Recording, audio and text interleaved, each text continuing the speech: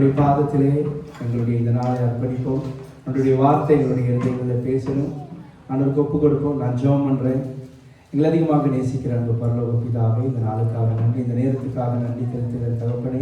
இந்த நாளிலும் அப்பா தகப்பனே பேச போகிற ஒவ்வொரு காரியங்களும் ஆண்டவரே வல்லமையாய் நீங்கள் தகப்பனே இந்த மத்தியிலிருந்து ஆவியானவர் நீங்கள் எங்களுடைய வாயில் நீங்கள் ஆண்டவரை பேசணும்.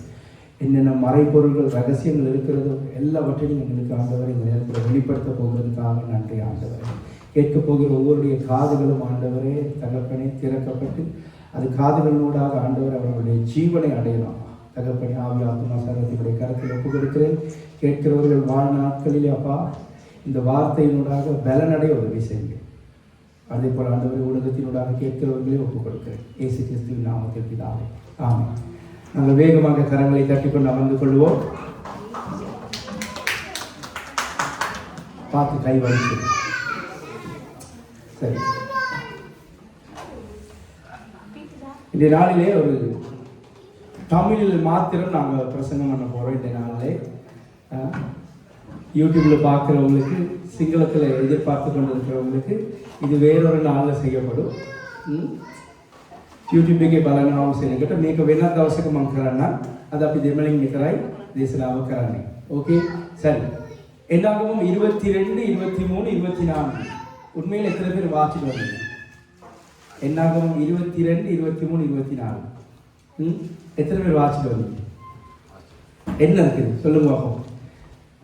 என்ன இருக்குது? என்னாகவும் 22 23 24 சொல்லலாம். நீங்க சிங்களத்தில் சொல்லலாம், பிரச்சனை இல்லை. தமிழில் சொல்லலாம். சொல்லுங்க.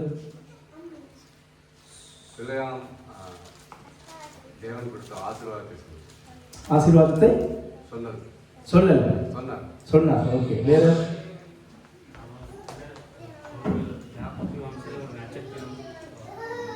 அந்த அளவுக்கு கெட்டிக்காரங்க நீங்க. Very good, very good. குமார கை தட்டுவோம். வா, பிரகாசமுள்ள மனக்கண்களை ஆண்டவர் கொடுத்திருக்கிறாங்க. குமார் கிட்ட கேள்வி என்ன சொன்னீங்க? மறக்க சொல்லுங்க. நீங்க பார்த்து சொல்றீங்களா இல்லாட்டி? ஓகே, வேற என்னாகும் 22 என்ன? என்னாகும் 22 யாருமே பார்க்காத நான் எத்தனையோ பிரசங்கங்கள் கேட்டிருக்கேன். சரியா? கிட்டத்தட்ட ஒரு 12 பிரசங்கங்களுக்கு மேல கேட்டேன். சரி, அதாவது எல்லாமே இல்லை, 12 பிரசங்கங்கள் கிட்ட தேடி பார்த்தேன் யார் யார் என்ன சொல்றாருன்னு சொல்லி. என்னுடைய வேதாகம ஆசிரியர், சரியா, பிரின்சிபல், முதல் பிரின்சிபல் பாஸ்டர் சுரேஷ் ராமச்சந்திரன், அவர் கூட அந்த காரியத்தை ஸ்கிப் பண்ணிட்டு போறாரு. நான் வேற நேரத்தில் சொல்றேன்னு சொல்லிட்டு. ஆனால் அவர் அதை பார்த்துட்டு பாயிண்ட் பண்ணி சொல்றாரு. அவர் எப்படி? அவருக்கு கழுகை விட பிரகாசம் உள்ள கண்கள் இருக்கு அவருக்கு. யாருமே சொல்லாத நிறைய காரியங்கள் ஆண்டவர் இதுல இருந்து காண்பிச்சாரு. அதுல ஒண்ணுதான் அவர் சொன்னது, யாக்கோபுக்கு ஒரு நட்சத்திரம். வேற பாத்தீங்களா? வாசிக்கணும் தெரியுமா? கேளு, சொல்லுங்க.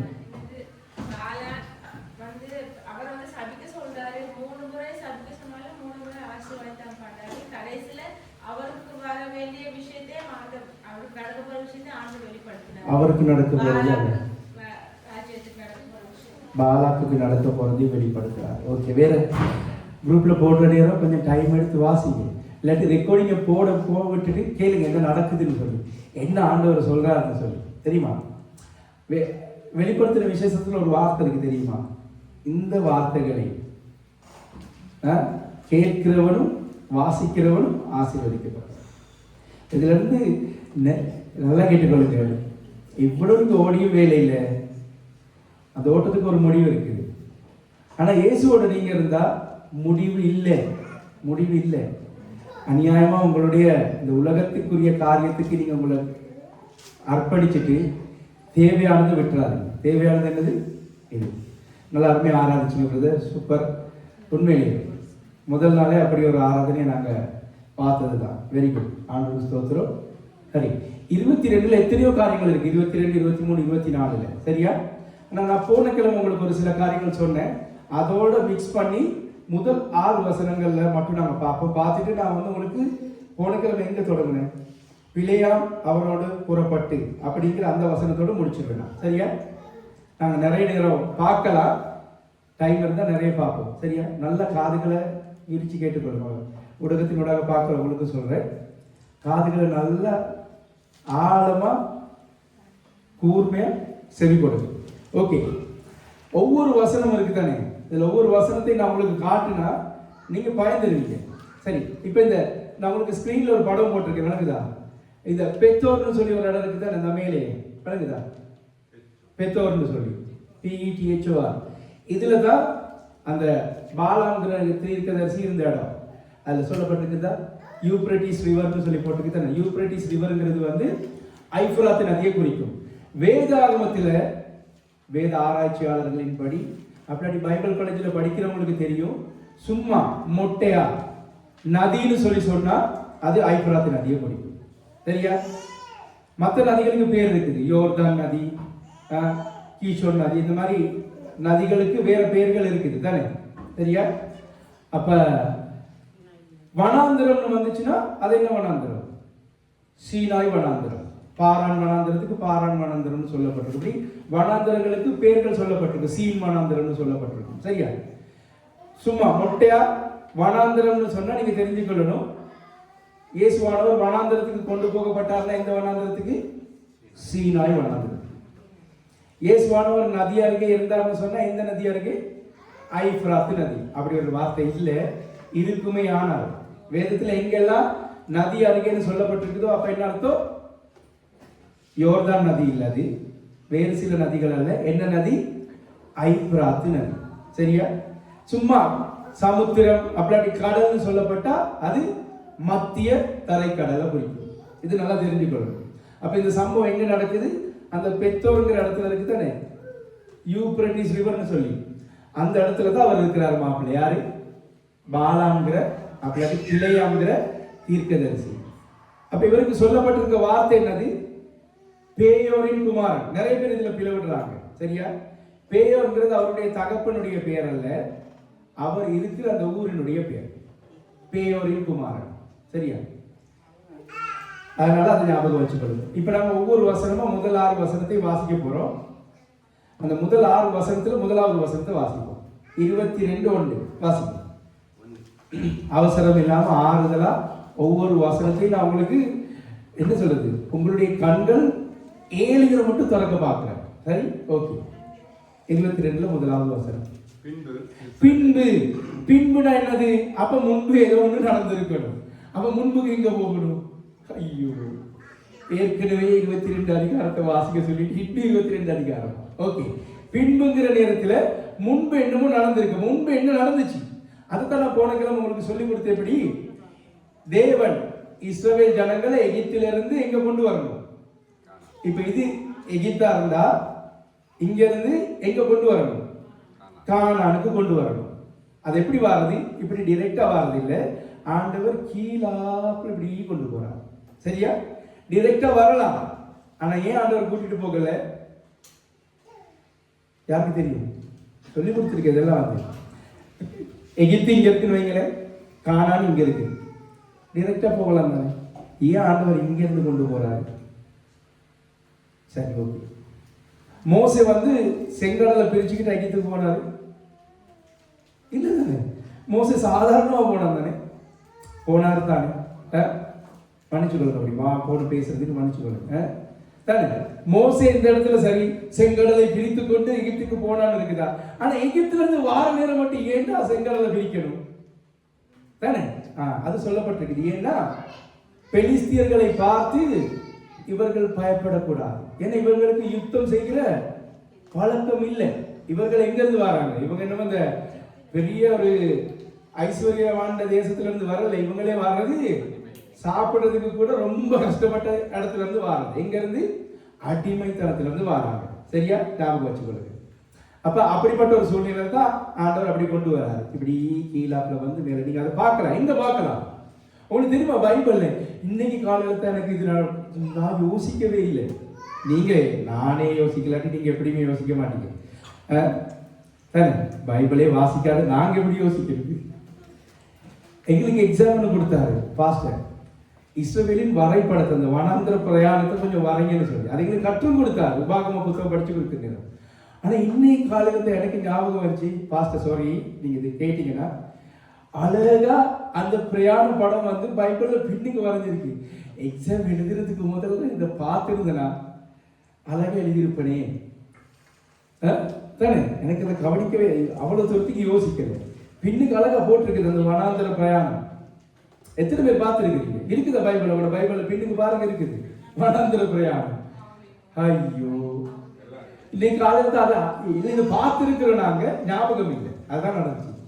சரி, அப்ப முன்பு என்ன நடந்துச்சு? புதிய ஏற்பாடா? பின்புங்கிற நேரம் முன்பு ஏதோ ஒன்று நடந்திருக்குது. முன்பு என்ன நடந்துச்சுன்னு சொல்றது நம்மளுக்கு போன கிழமை சொன்ன எப்படி இஸ்ரவேல் ஜனங்களை எகிப்திலிருந்து கொண்டு வர நேரம் ஆண்டவர் யாரையும் அழிக்க சொல்லல. ஒவ்வொரு தேசங்களோட போகணும். ஆனா அவங்களுடைய நோக்கம் எங்க இருக்கணும்? போறது கானான் தேசத்துக்கு. இங்க எனக்கு செவி கொடுங்க, நல்லா என்னைய கவனிங்க, நல்லா கவனிங்க, சரியா? எங்க போகணும்? கானானுக்கு போகணும். இடையில யார் சரி யுத்தத்துக்கு வந்தா ஆண்டவர் விட்டு வைக்கல. அப்ப நான் போன கிழமை இதை சொன்னேன். நீங்க போயிட்டு நல்லா பார்த்துட்டு பிரசங்கத்தை கேட்டிருந்தீங்கன்னா என்ன கேட்டீங்க, நீங்க எப்படி இப்படி சொல்லலாம்? எத்தனை பேரை ஆண்டவர் அழிச்சார் தானே? யாரையும் ஆண்டவர் அழிக்க சொல்லல. யார் யார் விரோதமா வந்தாங்களோ அவங்கள ஆண்டவர் நிர்மூலமாக்குறார். உதாரணத்துக்கு இப்ப நீங்க 21வது அதிகாரத்துல பாருங்க, இந்த வசனத்தை பாருங்க. வேவுக்காரர் காண்பித்த வாசிக்க இந்த 1வது வசனத்தை. வேவுக்காரர் காண்பித்த வழியாக இஸ்ரவேலர் வருகிறார்கள் என்று தெற்கே வாசம் பண்ணுகிற கானானியாகிய, இப்ப தெற்கே வாசம் பண்ணுகிற கானானியனாகிய இப்ப இந்த ஆராத் ராஜா வந்து யாரோட யுத்தம் செய்யறான்? இஸ்ரவேல் ஜனங்களோட யுத்தம் செய்யறான். நல்லா கேட்டுக்கொள்ளுங்க. இவங்களுடைய பயணம் எங்க? எகிப்தில இருந்து கானானுக்கு. உதாரணத்துக்கு நாங்க இந்த பூமியில இருந்து பரலோகம் போற மாதிரி, சரியா? இவங்களை கானான் தேசத்துக்கு போக விடக்கூடாது. அதுதான் யாருடைய நோக்கம்? பிசாசுடைய. ஆண்டவருடைய நோக்கமா? ஆண்டவருடைய நோக்கம் கொண்டு போய் சேர்க்கிறது. பிசாசுடைய நோக்கம். அப்ப இவங்களுக்கு விரோதமா யுத்தத்துக்கு வர எல்லாரையும் யார் உசுப்பி விடுறது? இப்ப உங்களை சபைக்கு போகாத படிக்கு, ஆண்டவருடைய வார்த்தையை கேட்காத படிக்கு, நீங்க பரலோகத்துக்கு எடுத்துக்கொள்ளாத படிக்க உங்களை வஞ்சிக்கிறது யாரு? பிசாசு. அவர்தான், வேற யாருமே இல்லை. ஞாபகம் வச்சுக்கொள்ளுங்க. அப்ப இப்ப இவர் யாரு? கானான் தேசத்தில் இருக்கிற ஆராத் ராஜா. இன்னொரு வசனத்தை பார்ப்போம். அதே 21வது அதிகாரத்துல 21:2 வாசிங்க. அப்பொழுது இஸ்ரவேலர் எமோரியரின் ராஜாவாகிய சீகோனிடத்தில், இந்த எமோரியன் ராஜாவாங்கிறது வந்து பெரிய ஒரு ராஜா. சீகோன் நீங்க சாதாரண வாசிச்சீங்க. எமோரியரின் ராஜாவாகிய சீகோனின் அப்படி வாசிக்கணும். அப்பதான் அந்த சீகோன்ங்கிறது, ஏன்னா உபாகமத்துல இதை மோசே மறக்க ரிப்பீட் பண்ணுவார் அவங்களுக்கு, தெரியுமா? சீகோன் யோசுவா புத்தகத்திலேயும் வருவான். இவனுங்க 2 பேரும் காட்டுறேன். ஓகே, சீகோனிடத்தில் அதிபதிகளை அனுப்பி, அதிபதிகளை அனுப்பி உமது தேசத்தின் வழியாய் கடந்து போகும்படி ஐயா உத்தரவு கொடுக்கணும். ஐயா உங்களோட தேசத்தால கடந்து மட்டும்தான் போவோம். உங்களை தண்ணி இருக்கு, உங்களோட இருக்கிறதுக்கு ஒண்ணுமே செய்ய. வாசிங்க இந்த வசனத்தை அப்படியே வாசிங்க. உமது தேசத்தின் வழியாய் கடந்து போகும்படி உத்தரவுப்படுத்த வேண்டும். நாங்கள் வயல்களிலும் திராட்சை தோட்டங்களிலும் போகாமலும் உங்களோட தண்ணியை கூட குடிக்க மாட்டோம் சாமி. எல்லையை கடந்து போக மட்டும் ராஜபாதையில நடந்து போவோம். உத்தரவு மட்டும் கொடுங்க சாமின்னு சொல்லி போயிட்டு கேட்கிறாங்க. யாருக்கிட்ட? சிம்ரான் கிட்ட, சீகோன் கிட்ட போயிட்டு கேட்கிறாங்க. இவன் என்ன செஞ்சான்? அப்படியா, எங்கட தேசத்துல கலைய போவோம் சரின்னு சொல்லி அடுத்த வசனத்தை பாருங்க. சீகோன் தன் எல்லை வழியாக கடந்து போக இஸ்ரவேலுக்கு உத்தரவு கொடாமல், அதுதான் முக்கியம். தன் ஜனங்கள் எல்லோரையும் கொண்டு இஸ்ரவேலுக்கு விரோதமாக, இப்ப இவங்க அடிமைத்தனத்துல இருந்தார வர இவர் நினைச்சிட்டாரு எப்படி? எங்க தேசத்துல போங்கடி போங்க அனுப்புறேன்னு சொல்லிட்டு இஸ்ரவேலுக்கு விரோதமாக வனாந்தரத்திலே புறப்பட்டு யாகாசுக்கு வந்து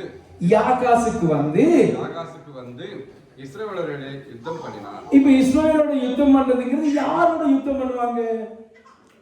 தேவனோட யுத்தம் பண்ணணும். சும்மா சாதாரண யுத்தம் பண்ணிடலாம். விளங்கிச்சா? இப்ப இந்த கதைகள்லாம் வாசிக்கிற நேரம் தான் உங்களுக்கு இன்ட்ரெஸ்டா இருக்கும். விளங்கிச்சா? உண்மையிலேயே உலகத்துல எத்தனையோ பேர் புத்தகம் படிப்பாங்க. இந்த புத்தகத்தை படிச்சு இந்த புத்தகத்துல இருக்க கதைகளை வாசிக்கிற நேரம் சொல்லுங்க அப்பா உங்களோட பிள்ளைங்க, இன்னும் கொஞ்ச நாள் நான் மத்தானிக்கு அழகா சொல்லிக் கொடுப்பேன் இந்த கதைகள் எல்லாம். எப்படி? சும்மா இல்லை. இவங்க வந்து யுத்தம் பண்ணணும். ஆண்டவர் என்ன செய்யறாரு? ஆண்டவர் யுத்தம் பண்ணி இந்த யார்? இந்த ராஜா எமோரியரின் ராஜாவாகிய சீகோனை ஆண்டவர் கொன்னு போடுறாரு. இப்ப எத்தனையாவது ராஜா? ரெண்டாவது ராஜா. இப்ப மூணாவது ராஜாவுக்கு வருவோம். ஓகே, அடுத்தது. இஸ்ரவேலர் அவனை பட்டை இல்ல இல்ல இல்ல, அவ்வளோ இதுல வேணாம். 32வது வசனத்தை வாசிங்க. பின்பு மோசே யாசேர் பட்டணத்துக்கு வேவு பார்க்கிறவர்களை அனுப்பினான். அவர்கள் அதை சேர்ந்த கிராமங்களை கட்டிக்கொண்டு அங்கே இருந்த எமோரியரை துரத்து விட்டார்கள். இப்ப இந்த எமோரியர் யாருன்னு தெரிஞ்சனால தான் துரத்துனாங்க. வழங்கிச்சா? இல்லாட்டி துரத்த சொல்லல ஆண்டவர். இவனுக்கு எப்படிப்பட்டவன்னு தெரியும் தானே. இப்ப ஓகே, துரத்திட்டாங்க. அடுத்த வசனம் பாருங்க. துரத்தி விட்டார்கள் சொல்லி துரத்திட்டு அதுக்கப்புறம் போறது இல்ல. துரத்தி விட்டார்கள் சொல்லி அவங்க கொஞ்சம் இருப்பாங்க. விளங்கிச்சா? அவங்க தங்கி தாபரிச்சு தான் போறது. நாங்க எப்படி அடுத்த மெட்ரோல இறங்குற மாதிரி தான் எங்களுடைய நடவடிக்கை எல்லாம். பின்பு பாசானுக்கு போகிற வழியாய் திரும்பி விட்டார்கள். அப்பொழுது பாசான் ராஜாவாகிய ஓக் என்பவன் தன் சமஸ்த ஜனங்களோடும் அவர்களை எதிர்த்து யுத்தம் பண்ணும்படிக்கு எத்ரேயுக்கு புறப்பட்டு வந்தான். விளங்கிச்சா? அப்ப இந்த ராஜாக்கள் எல்லாம் ஆண்டவர் கொள்றதுக்கு காரணம் என்னது? இஸ்ரவேல் ஜனங்கள் சாவடிக்க காரணம் என்னது? இவர்கள் அவர்களுக்கு விரோதமா வந்தனால. ஆண்டவர் யாரையும் கொல்ல சொல்லல. அவங்க கானான் தேசத்துக்கு போனதுக்கு அப்புறம் தான் தேசத்தை என்ன செய்யணும்? சுத்திகரிக்கணும். அங்க இருக்கிற அந்த ஏன் சுத்திகரிக்கணும்னா அங்க இருக்கிற அந்த வழிபாடுகள், அந்த முறைமைகள், அந்த கலாச்சாரங்கள் இவங்களுக்கு ஒத்து வரக்கூடாது. இவங்களுக்கு ஆண்டவர் வேறொரு கலாச்சாரத்தை கொடுத்திருக்கிறார். அதுதான் என்ன? யூத கலாச்சாரம். ஓகே, அப்ப இப்ப இந்த ரெண்டு ராஜாக்கள் செய்த தவறுனால இவங்க அழிஞ்சாங்க. முதலாவது ராஜா அவரும் அழிஞ்சாரு. இப்ப இந்த 3 பேருடைய கதை யாருக்கு கேக்குது? நல்லா கேட்டுக்கொள்ளுங்க. மோவாப் எங்க இருக்குது? அந்த இந்த பாருங்க மேப்ல உங்களுக்கு வேலை நான் நினைக்கல. மோவாப் எங்க இருக்குன்னு சொல்லி இந்த இருக்கு பாருங்க, ரெட் கலர்ல மோவாப். அதுக்கு கொஞ்சம் மேலதான் அவர் இருக்கிறார். சரியா? இப்ப இதெல்லாம் எங்க நடக்குது? இந்த வனாந்தர பிரயாணத்துல தான் நடக்குது. மோவாப் எங்க இருக்குது? விளங்குதா? ரெட் கலர்ல விளங்குது எல்லாத்துக்கும். பேருவாங்க சராமி விளங்குதா? விளங்குது எல்லாத்துக்கும். விளங்காதவங்க கை தூக்குங்க. ஓகே, எல்லாருக்கும் விளங்குது. சரியா? இப்ப இதெல்லாம் கேள்விப்படுறாரு யாரு? மாப்பிள்ளை கேள்விப்படுறாரு. 22வது அதிகாரத்துல இருக்கு. இப்ப வாசிங்க.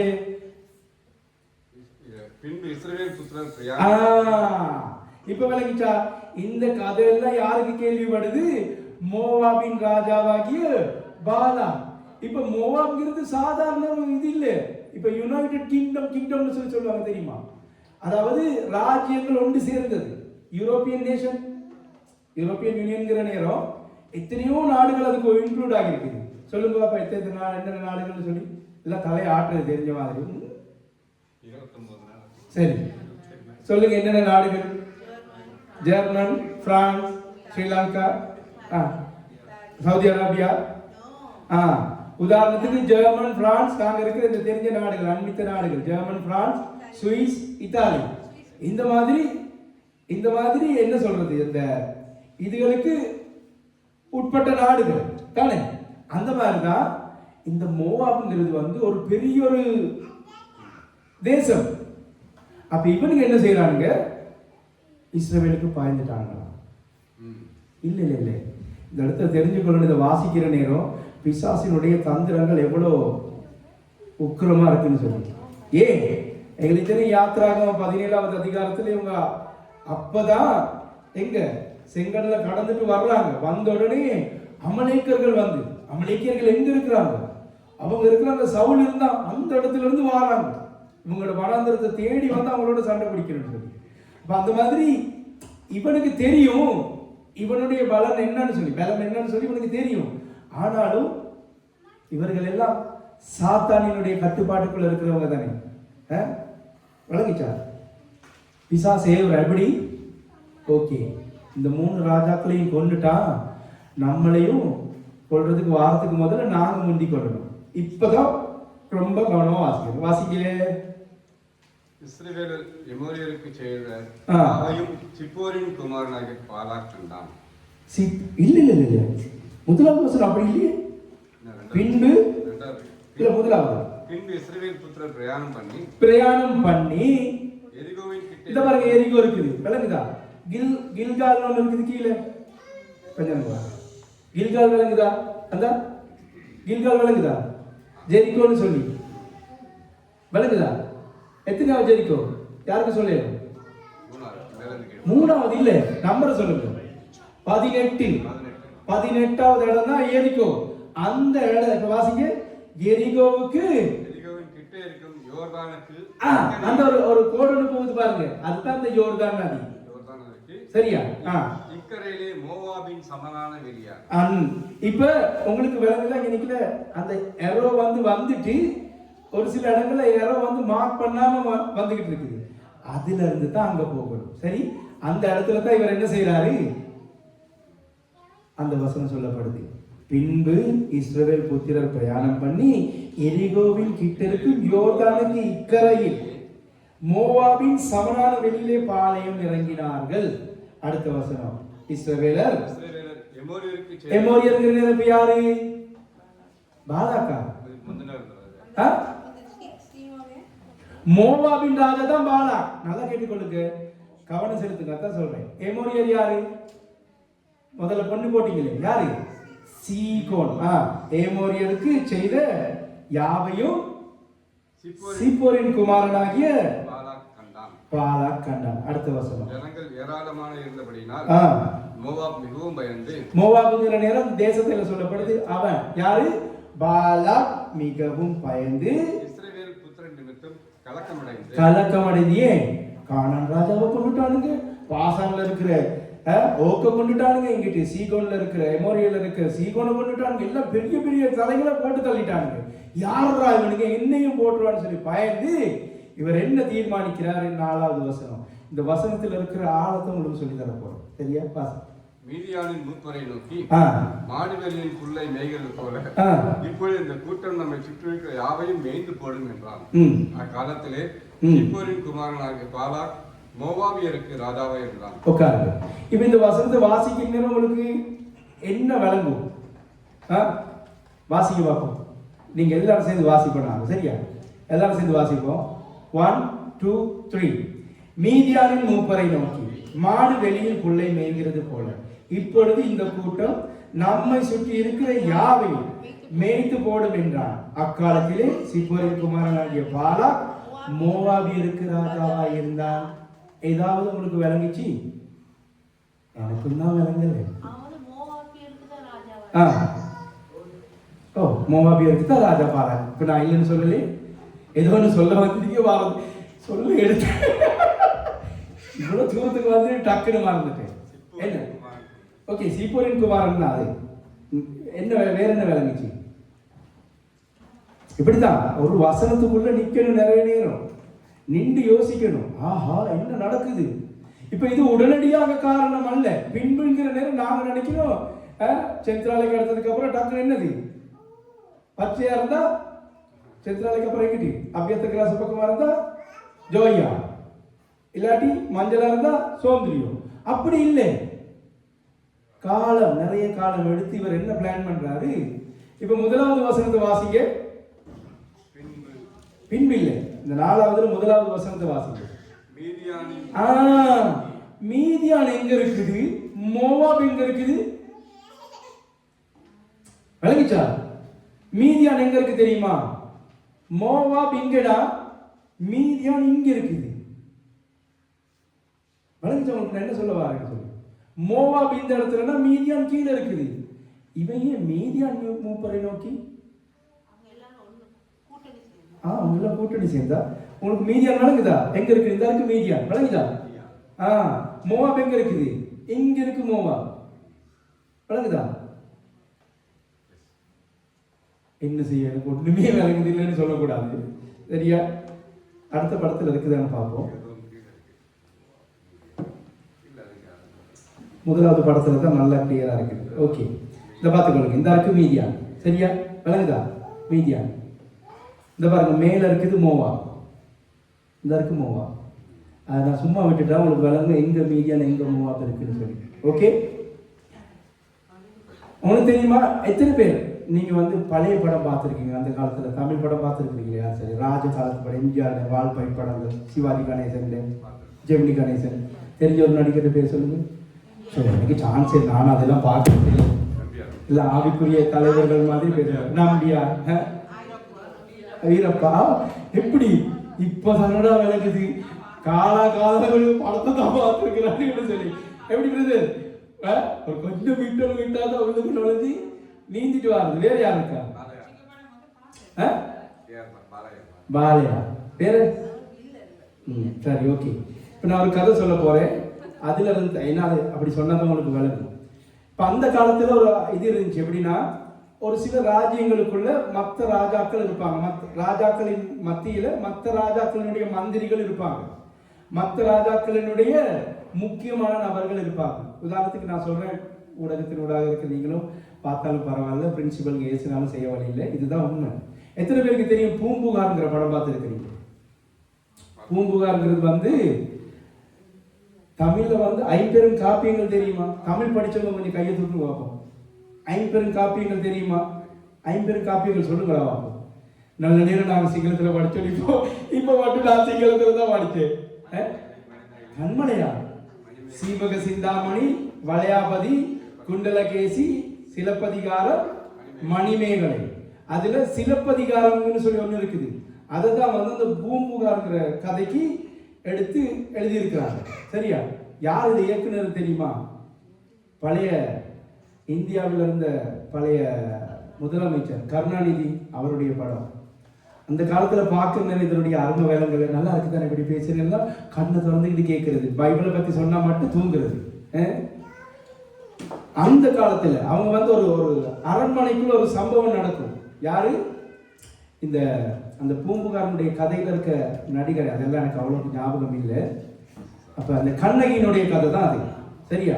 அவளுடைய அந்த பாத சலங்குல இருக்கிறத சிலம்புல ஒரு பிரச்சனை நடந்துச்சுன்னு சொல்லி அந்த ராஜா யாரு, பாண்டிய மன்னன், விசாரிக்கலாமலே அந்த கண்ணகியினுடைய கணவனுக்கு என்ன பேர், மாதவனா, கோவலன். Very good. அப்ப பார்க்கிறீங்க வெரி குட். இல்ல தெரிஞ்சு வச்சுக்கொள்ளணும். சரியா?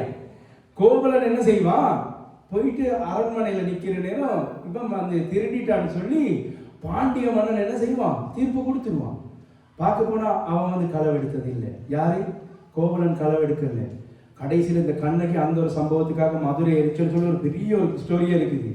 அந்த நேரத்தில் அவன் சொல்லுவா, உன்னுடைய அரண்மனையிலே ரோமாபுரியினுடைய அதிபதிகள் இருக்காங்கன்னு சொல்லி போயிட்டு பாருங்க இந்த படத்தை. இதுக்காக வேண்டி பாருங்க, நான் சொல்றேன், ரெக்கமெண்ட் பண்றேன். அந்த மாதிரி இந்த மோவாபின் ராஜாவாகிய பாலாக்கினுடைய அரண்மனையில யார் இருக்கா? அப்படி பாலாக் ராஜா கிட்ட யார் இருக்கா? மீதியான் தேசத்து மூப்பர்கள் இருக்கிறாங்க. மீதியான்ல யார் இருந்தா? எத்ரோ இருந்தாங்க.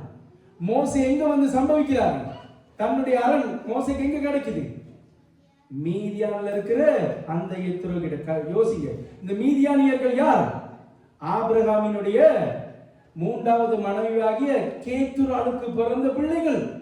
ஆதியாகமம் 25வது அதிகாரத்தை நீங்க வாசி பார்த்தீங்கன்னா அதுல இருக்கும் மீதியானியர்கள் சொல்லி. எங்க இருந்து எங்க வராங்க? ஆபிரகாமினுடைய சந்தையிலிருந்து ஒருத்தரை கூப்பிட்டு இப்படி ஒரு பெரிய காரியத்தை செய்ய சொல்லி யார் சொல்றா? ஒரு அந்நியன். அவனும் அவங்களுடையவன் தான். யாரு? இந்த மோவாப் யாரு? லோத்தினுடைய குமாரத்தினுடைய குமாரர்கள். விளங்கிச்சா? எப்படி வருதுன்னு பாருங்க. பிசாசு எங்க எல்லாம் போயிட்டு வாரா. நீங்க யோசிக்க, இந்த வசனத்துக்குள்ள நான் எவ்வளவு நேரம் யோசிச்சிருப்பேன். இந்த ஒரு வசனத்தை மட்டும். மீதியானின் மூப்பர்களை கூப்பிடணும். அவ்வளோத்து அவங்களுக்குள்ள ஒரு ஐக்கியம் இருந்திருக்கு. தேடி பார்க்கலாம், யாரை கூப்பிட்டு இந்த ஜனத்தை சபிக்கலாம், இந்த ஜனத்துக்கு விரோதமா யாரை கூப்பிட்டு நான் இந்த காரியத்தை செய்யலாம்னு சொல்லி பாலாக் ராஜா யோசிக்கிறான். நல்லது, நான் தமிழ்ல மட்டும் நீங்க பேசுறது தானே. இதெல்லாம் சொல்ல டைம் பார்த்தா யோசிச்சு, இப்ப இதெல்லாம் டக்குன்னு உடனடியா நடக்கிற காரியம் இல்லை. பிசாசு இருக்கு தானே. 100 தடவையா இருந்தாலும் உங்ககிட்ட பார்க்க, நீங்க போன் எடுத்துட்டு உலகத்துல இருக்க காரியங்களை நீங்க விட்டுட்டீங்கன்னா சந்தர்ப்பம் பார்த்துக்கிட்டே இருக்கும். இப்படி போவியா போனீங்கன்னு வைங்களேன், கேட்ச் பண்ணிடுவோம். அதுதான் பிசாசினுடைய தந்திரம். அந்த மாதிரி ரொம்ப காலம் வெயிட் பண்ணி விசாரிச்சு இப்ப யார் அனுப்புறா? மீதியானின் மூப்பர்களை கூப்பிட்டு சொல்றா, மாடு வெளியின் புள்ளை மேய்கிறது போல இப்பொழுது இந்த கூட்டம், எந்த கூட்டம்? இந்த இஸ்ராயல் கூட்டம் வருதுன்னு சொல்லிட்டு அவங்களுக்கு சொல்றான்.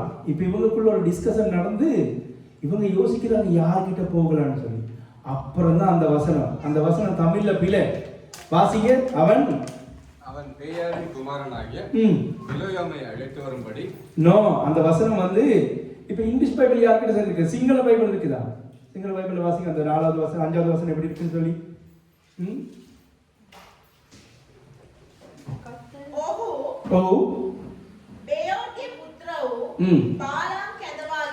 இப்ப அது எங்களுக்கு எப்படி தெரியுமா? அந்த 2 வசனத்துக்கு இடையில நிறைய காலம் இருக்குது. எங்களுக்கு அந்த வசனங்களை வாசிக்கிற நேரம் மோவாபியருக்கு ராஜாவாய் இருந்தான். அவன் பேயரின் குமாரனாகிய பிலேயாமை அழைப்பி. இங்கிலீஷ் பைபிள் ஒன்று இருந்தா அந்த இங்கிலீஷ் பைபிள்ல எப்படி போட்டிருக்கும்? வாசிங்க. Numbers 22 verse 5. வாசிங்க. 22 verse 5. Sent messengers to summon Balaam son of Beor. Cent தான் இருக்குது. ஆனா உண்மையான எபிரேய பைபிள்ல நான் பயப்படாம சொல்றேன். காலையில நான் எல்லாத்தையும் பார்த்துட்டு தான் வந்து சொல்றேன்.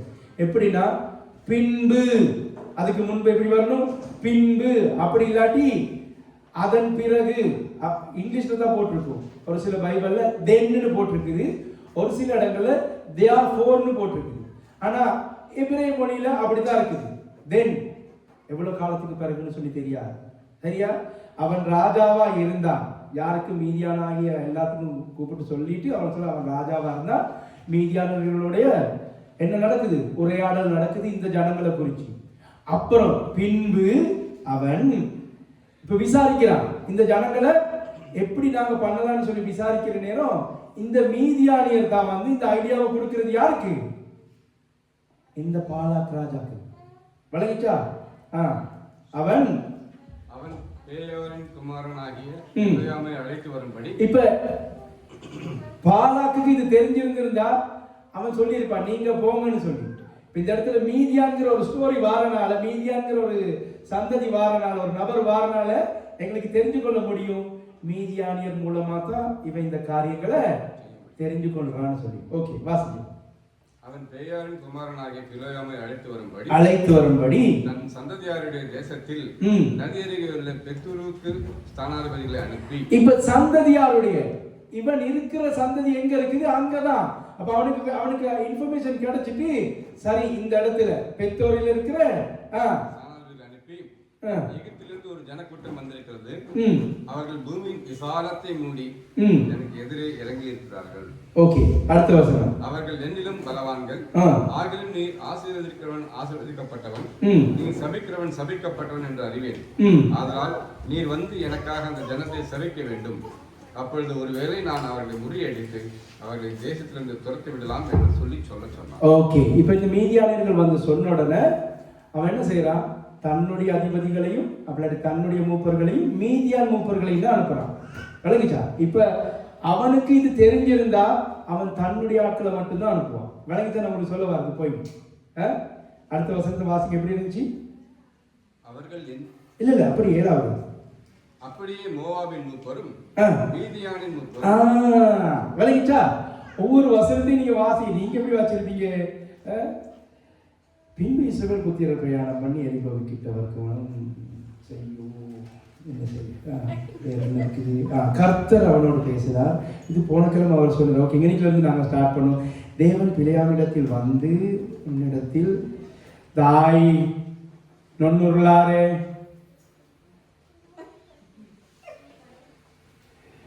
அப்புறம் திருப்பி பார்க்குறதா 41 வசனம் இருக்குதா இந்த தெய்வமே ரொம்ப ரொம்ப நீட்டமாக அப்படியே 21 ஆகுது. 20 இப்போ ஆண்டவர் ஒன்று உணர்த்துவார். நீ 22 வாசிச்சு முடிக்கலையே ஆண்டவரே, உமக்கு தெரியும் என்னுடைய சூழ்நிலை. ஓகே, அந்த இடத்துல பொண்ணு ஒன்று வந்துச்சா, டெலிஃபோன் ஒன்று வந்துச்சா, 23ஆம் அதிகாரம் ஸ்கிப். இப்போ நேராக போயாச்சு 24. 23 என்ன? சரி, அதெல்லாம் தேவையில்ல, தெரிஞ்சது தானே, பிரசங்கத்தில் கேட்டுக்கொள்ளலாம். இஸ்ரவேலை ஆசீர்வதிப்பதே கர்த்தருக்கு பிரியம். அப்படி ஒரு ஜெபம் உள்ளது நடக்கும். ஆண்டவரே நீங்க சொன்னீங்க இஸ்ரவேலை ஆசீர்வதிப்பதே கர்த்தருக்கு பிரியம்னு சொல்லி. ஓகே, அப்படி ஒரு ஜெபம். அதுக்கப்புறம் அடுத்தது திருப்பி பார்க்கறது. ஆஹா, இது ரொம்ப நீட்டமா போயிருக்குது. 25 முடிச்சு. ஐயோ, தாவீது சொல்ற அப்படி தெரியுமா? சங்கீதம் 119 நம்முடைய வேதத்தில் உள்ள அதிசயங்களை நான் பார்க்கும்படி என் கண்களை திறந்தார்கள். மகத்துவங்களை காணும்படி இப்படி நின்று வாசிக்கணும். இதெல்லாம் பாச சுரேஷ் அமைச்சர் சொல்லி கொடுத்தது தெரியுமா? ஆழம்னா என்ன ஆழம், உயரம்னா என்ன உயரம்னு பார்க்கணும். எல்லாத்தையும் அதுதான் எங்களுக்கு ஆண்டவர் கொடுத்திருக்கிற பெரிய ஒரு கிஃப்ட். அதை விட்டுட்டு ஸ்கிப் பண்ணிட்டு போயிட்டு என்னத்தை செய்ய போகிறோம்? கழுதை பேசிருச்சுன்னு தான் உங்களுக்கு தெரியும். போன கிழமை தான் காட்டி கொடுத்தேன், கழுதை கண்டுச்சுன்னு சொல்லி. என்ன செய்ய? இப்போ 7வது வசனம் எங்களுக்கு விளங்குது. யார் அனுப்புறா? மீதியானின் மூப்பர்களையும் தன்னுடைய மூப்பர்களையும் யார்கிட்ட அனுப்புறா? இவனுக்கு தெரிய வந்துட்டு எங்க பேயோருக்கிற இடத்துல ஒருத்தர் இருக்கிறாரு. அவர் அந்த மலை பிரதேசத்துல குறி சொல்றவர் மாதிரி தான் இருக்கிறார். சரியா? இதை குறித்து பாஸ்டர் சுரேஷ் ராமச்சந்திரன் சொல்றாரு. எப்படின்னா, இவன் ஒரு மெல்கி செதேக்கினுடைய வம்சாவளியை சேர்ந்தவன் சொல்லி அதை நான் நம்புறேன். நான் அதுக்குரிய பாயிண்ட்ஸுக்கும் வாரேன். சரியா? அதுக்குரிய பாயிண்ட்ஸுக்கும் நான் வாரேன். இப்போ இந்த கேள்விப்பட்டோன்னே இவங்க எங்க அனுப்புறாங்க? பிள்ளையாம் கிட்ட ஆள் அனுப்புறாங்க. ஓகே, அடுத்த வசனம் பாருங்க. இந்த வசனத்துல இருக்க ஒரு காரியத்தை உங்களுக்கு சொல்லித்தார. மோசே எழுதுறனால இது கர்த்தர்னு எழுதுறாரு. கர்த்தருங்கிற இது யாருக்கு வெளிப்பட்டுச்சு? சரி, வாசிங்கள் அந்த வசனத்தை. அதையும் உங்களுக்கு சொல்லி தந்துடுறேன். 8வது வசனத்தை வாசிங்க. இப்ப கர்த்தருக்கிற வசனம் மோசேக்கு தான் யாத்திராகமம் 6:3 சொல்லப்பட்டுச்சு. வேற யாருக்கும் கர்த்தருங்கிற நாமத்துல வெளிப்படல. வாசிக்க யாத்திராகமம் 6:3. அப்ப உங்களுக்கு விளங்கும் நான் என்ன சொல்ல வாரேன்னு சொல்லி. இத மோசே தான் எழுதுறாரு. ஆதியாகமம், யாத்திராகமம், லேவியராகமம், என்னாகமம் எல்லாம் மோசே எழுதுறனால மோசே இந்த இடத்துல கர்த்தர்னு சொல்லி பாயிண்ட் பண்றாரு. சரியா? வாசிங்க 6:3 வாசிங்க. சர்வவல்லமையுள்ள தேவன் என்னும் நாமத்தினால் நான் ஆபிரகாமுக்கும் ஈசாக்குக்கும் யாக்கோபுக்கும் தரிசனமானேன். ஆனாலும் யெகோவா என்னும் என் நாமத்தினால் நான் அவர்களுக்கு அறியப்படவில்லை. மேலும் 2வது வசனத்துக்கு வாசிங்க. மேலும் தேவன் மோசேயை நோக்கி யெகோவா. அப்ப கர்த்தர்ங்கிறது தான் யெகோவா. சரியா? யெகோவாங்கிறது கர்த்தர்ங்கிறது எங்களுக்கு தெரியுமா? மோசே எழுதுறனால தான் அந்த வசனத்தை சொல்றாரு. ஓகே, இப்ப வாசிங்க அடுத்த வசனத்தை வாசிங்க. இது ரொம்ப முக்கியம். அவன் அவர்களை நோக்கி 9வது வசனம். தேவன் பிலேயாமிடத்தில் இப்ப அவர் சொல்லி இதெல்லாம் நாங்க போன கிழமை பார்த்துட்டோம். இனி எங்களுக்கு வாசிக்கல. ஓகே, உட்காருங்க. இப்ப பிலேயாமிடத்தில் யார் அனுப்புறா? மீதியானின் மூப்பர்களையும் அவனுடைய மூப்பர்களை அனுப்பி இப்படி ஒரு ஜனம் வருது, அந்த ஜனத்துக்கு நீங்க சபிச்சீங்கன்னா சபிச்சிருவாங்க. இந்த மெல்கி செதேக்குங்கிற இந்த முறைமையின் படி அப்படி இந்த வம்சாவளியை சேர்ந்தவங்க இருக்கிறாங்க தானே, அவங்க வாழ்றதெல்லாம் மலை பிரதேசங்கள். சரியா? உதாரணத்துக்கு உங்களுக்கு தெரிஞ்ச மெல்கி செதேக்கினுடைய வம்சாவளியில வந்தவங்களை சொல்லுங்க. அப்ப நான் உங்களுக்கு சொல்லி கொடுத்துருக்கிறேன். யோபு. வேற வேற யாரு? எலியா. எலியா எங்க இருந்தாரு? கர்மேல் பர்வதத்துல. இப்ப சாலேமின் ராஜாவாகிய மெல்கி செதேக்னு சொல்லப்பட்டிருக்கு தானே, அது அவருடைய பேர் இல்ல. மெலக்ங்கிறது ராஜா. சரியா? மெலக். செதேக்ங்கிறது நீதியின் ராஜா. அதுதான் அவருக்கு கொடுக்கப்பட்ட பட்டம். அது பேர் அல்ல அவருடைய. நீதியின் ராஜான்னு சொல்லி. ஓகே, இன்னொன்னு சாலேமின் ராஜான்னு சொல்லப்பட்டிருக்குது. மெலக் ஷலோம். ஷலோம் மெலக்னு சொல்லப்படும். சரியா? அது எபிரேயத்துல. அப்ப அது எங்களுக்கு தெரியும், இவரு நீதியின் ராஜா, சமாதானத்தின் ராஜான்னு சொல்லி. ஓகே, வேற யாரு? எத்ரோ. அவர் எங்க இருந்தாரு? அவர்கிட்ட தான் யார் போறாரு? மோசே போயிட்டு இந்த கர்த்தருங்கிற நாமத்தை பெற்றுக்கொள்றாரு. யாத்திராகமம் 3ஆம் அதிகாரத்தில். இப்படி ஒரு சிலவங்க இருக்கிறாங்க. இவங்களுக்கு முடியும். இவங்க இஸ்ரவேல்ங்கிற தேசம், அப்படி இஸ்ரவேல்ங்கிற கலாச்சாரம், யூத கலாச்சாரம் உருவாக்குறதுக்கு முதல்லயே ஆண்டவரோடு ஐக்கியப்பட்டவர்கள். உதாரணத்துக்கு நோவா இஸ்ரவேலனா இல்ல. அந்த காலத்துல இருந்து நோவாவினுடைய காலத்துல இருந்தவங்க எல்லாம் உதாரணத்துக்கு என்ன சொல்றது, சேத்தினுடைய பரம்பரையில இஸ்ரவேலர்களா இல்ல. இஸ்ரவேல்ங்கிற அந்த கலாச்சாரம் அப்படி இல்லாட்டி யூதர்கள்ங்கிற அந்த வம்சாவளி யார் மூலமா உருவாக்குச்சு? யாக்கோபா, ஆபிரகாம் மூலமா. ஆபிரகாம் ஒரு யூதனா இல்ல, யூதன் ஆக்கப்பட்டவர். ஆபிரகாம் எங்க இருந்து வராரு? கல்தேயருடைய தேசத்துல இருந்து ஆபிரகாமா இருந்தவர் தான் ஆண்டவர் ஆதியாகமம் 17வது அதிகாரத்துல இனி நீ ஆபிரகாம் அல்ல ஆபிரகாம் என்னப்படுவாய். அதுக்கப்புறம் அப்ப முதல் யூதன் யாரு? ஈசாக்கு. ஆபிரகாமுக்கு பிறந்த முதல் யூதன் தான் பிறந்தவர் தான் முதல் யூதனா இருக்கும். அப்ப அங்க இருந்து தான் கலாச்சாரம் தொடங்குது. எங்க இருந்து? ஈசாக்கு மூலமா தான் தொடங்குது. அப்ப இந்த இதுல இருக்கிறவங்க யாரு? இவங்க எல்லாம் வந்து ஆண்டவரோட டைரக்டா ஐக்கியமாக இருந்தவர்கள். இவர்களுக்கு தான் சொல்றது வந்து யாரு? மெல்கிசேதேக்கின் முறைமையின்படி வந்தவர்கள். இப்போ உதாரணத்துக்கு எலியா வாராரு, திஸ்பில இருந்து வாராரு. யாரு? யாருக்கு பிறந்தா ஒண்ணுமே தெரியாது. அவர் சொல்றாரு ஆகாப் ராஜாவுக்கு முன்னுக்கு போயிட்டு 1 ராஜாக்கள் 17ஆம் அதிகாரத்தில் என்ன சொல்றாரு? என்னுடைய வார்த்தையை அன்றி இஸ்ரவேலிலே பனியும் மழையும் போயாதுன்னு சொல்றாரு. எத்ரோ எங்க? மீதியான் தேசத்துல அந்த மலையில ஒரு மலையில ஆண்டவருக்கு பலி செலுத்தணும். அப்ப இவங்களுக்கு பலி செலுத்தக்கூடிய அதிகாரமும் இருக்குது. இவர்களோடு தேவன் டைரக்டா பேசுவாரு. அதனால தான் மோசையோட பேசினார். அது மாத்திரமல்ல, இவர்களுக்கு ஆசீர்வதிக்கக்கூடிய வல்லமை இருக்கு. இந்த முறையின்படிதான் நீங்களும் நானும் இன்னைக்கு கிறிஸ்தவர்களா இருக்கிறோம். எபிரேய புத்தகத்துல இயேசுவானவர் என்ன சொல்றாரு? நீங்கள் லேவி கோத்திரத்தான் அல்ல, லேவியர்களுடைய முறையின்படி நாங்கள் வருவதற்கு யூதர்கள் அல்ல, மெல்கிசேதேக்கின் முறைமையின்படி ராஜாக்களும் ஆசாரியர்களுமாய் இருக்கிறோம். அல்லேலூயா. அப்ப எங்களுக்கு யார் சரி தேவையா ஆண்டவர்கிட்ட போறதுக்கு? No no no. பலகிச்சர் என்ன சொல்லுவாரு? இதனால தான் நான் வந்து ஜெபம் பண்றது இல்லை, உங்களுக்கு ஜெபம் பண்றதுக்கு மட்டும் கற்றுக் கொடுத்து இந்த வார்த்தையை சொல்லி கொடுக்கிறதுக்கு காரணமே இதுதான். நீங்க ஜெபம் பண்ணுங்க. நீங்க சோம்பேறி தடத்துல தூங்குறது கால் பண்ணி சொல்லுது எங்களுக்காக கொஞ்சம் உபவாசம் இருந்து ஜெபம் பண்ணுங்க. ஏன்னா பட்டினியா இருக்கணும். நான் பட்டினியா இருக்கு, நீங்க சொகுசா தூங்குங்க. என்னடா லாஜிக்? ஆமா இல்லையா? நாங்க பட்டினியா இருந்து ஆண்டவரே அவருக்காக நாங்கள் உங்களுடைய பாதத்தில் இருக்கிற அவர் சொகுசாக உறங்கி கொண்டு 3 வேளை சாப்பிட்டா பரவாயில்ல, 4வது ஒரு டீயும் ஒரு பண்ணு சாப்பிட அதுதான் ரொம்ப கேவலமானது. உண்மைதான் சொல்றேன். பழகிச்சா? அப்ப இந்த இடத்துல இவர் என்ன செய்யறாரு? கண்டுபிடிச்சிட்டாரு. பிலேயாம்னு ஒருத்தர் இருக்கிறாரு. இவர் வந்து சபிச்சா அந்த சனங்க சபிக்கப்பட்டவர்கள். அதனாலதான் அவர் வந்து என்ன சொல்றாரு? நீர் வந்து வாசிங்க, அந்த வசனத்தை மறக்க வாசிப்போம். தேவன் பிலேயாமிடத்தில் வந்து உன்னிடத்தில் இருக்கிற இந்த மனிதர் யார்? No no no no. அந்த நீர் வந்து சபித்தாள்னு சொல்லி ஒரு வசனம் இருந்துச்சு, அதை வாசிங்க. 6வது வசனம். அவர்கள் என்னிலும் பலவான்கள் ஆகிலும் நீர் ஆசீர்வதிக்கிறவன் பட்டவன், நீர் சபிக்கிறவன் சபிக்கப்பட்டவன் என்று அறிவேன். விளங்கிச்சா? விளங்கிச்சா? அப்ப உங்களுடைய வாயிலிருந்து ஒரு சாபமும் வரக்கூடாதுன்னு சொல்லி மலை பிரசங்கத்துல ஏன் இயேசுவானவர் சொல்றாருன்னு இப்ப விளங்கிச்சா? மலை பிரசங்கத்துல இயேசுவானவர் சொல்றாரு தானே, உங்கள் சத்துருக்களை ஆதரவு செய்கிறார், ஆசீர்வதியுங்கள். ஏன்? நீங்கள் அவர்களை போன்றவர்கள். யாரு? தேவனோடு டைரக்டா. அதனாலதான் இப்ப ஒரு சிலவங்க எல்லாம் கண்ணை மூட்டதுக்கு அப்புறம் தீர்க்க தரிசனம் சொல்றாங்க. வாய் இல்ல தரிசனம் காண்றாங்க, வாயை திறந்து தீர்க்க தரிசனம் சொல்றாங்க. அதெல்லாம் நாங்க நம்ப மாட்டோம். யோசிங்க, இந்த 4வது வசனத்துக்குள்ள இவ்வளவு நேரம் நிக்கிறதா இருந்தா எவன் சரி எங்களுக்கு வந்து தீர்க்க தரிசனம் சொன்னா எவ்வளவு யோசிப்போமான்னு சொல்லி.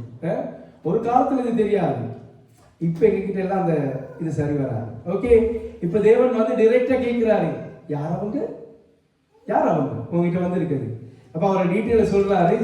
இப்படி ஒரு கூட்டம் வருதா, அவங்களை இப்படி வந்து சபிக்க சொல்றாங்க சார். இப்ப வாசிக்க 12வது வசனம் ரொம்ப முக்கியம், நல்லா கேட்டுக்கொள்ளுங்க, நல்ல கண்களை திறந்து பாருங்க அந்த வசனத்தை. அதற்கு தேவன் பிலேயாமை நோக்கி, தேவன் பிலேயாமை நோக்கி. இப்ப இந்த இடத்துல தான் தேவன் தேவன் தான் சொல்றாரு.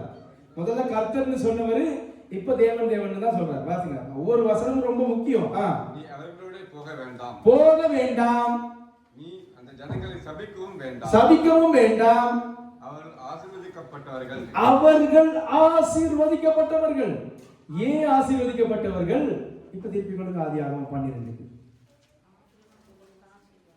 இப்ப திருப்பி கொள்ளுங்க 12வது அதிகாரத்துக்கு 1வது வசனத்தை வாசிங்க.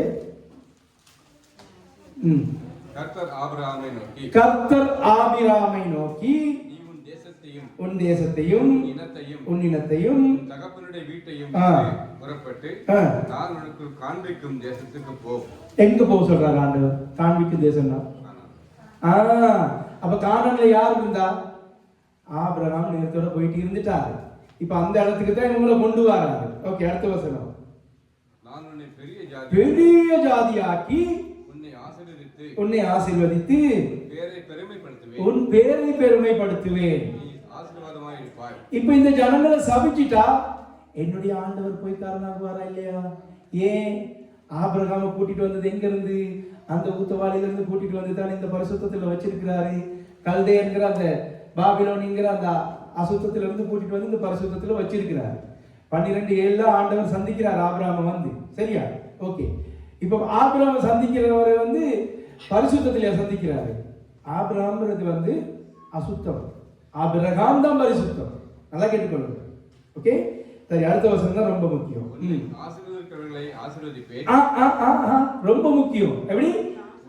உன்னை ஆசீர்வதிக்கிறவர்களை ஆசீர்வதிப்பேன். உன்னை சபிக்கிறவர்களை பூமியில் உள்ள வம்சங்களுக்கெல்லாம் உன்னை சபிக்கிறவர்களை உன்னை சபிப்பேன். அப்படி இல்ல இருக்குது. நல்ல வாசிங்க அந்த வசனத்தை. உன்னை ஆசீர்வதிக்கிறவர்களை ஆசீர்வதிப்பேன். உன்னை சபிக்கிறவனை ஒவ்வொரு நான் சொன்னேனே, அவசரப்பட்டு வார்த்தையை விடக்கூடாது. ரொம்ப கவனமா வாசிக்கணும். உன்னை ஆசீர்வதிக்கிறவர்கள் எத்தனை பேரா இருந்தாலும் அவர்களை ஆசீர்வதிப்பேன். உன்னை சபிக்கிற ஒருவனா இருந்தா அவன் மெல்கிசேதேக்கு வம்சம் இல்ல, அவன் எந்த வம்சமா இருந்தாலும் உன்னை சபிக்கிறவனா இருந்தா சபிப்பேன். நல்லா கேட்டுக்கொள்ளுங்க.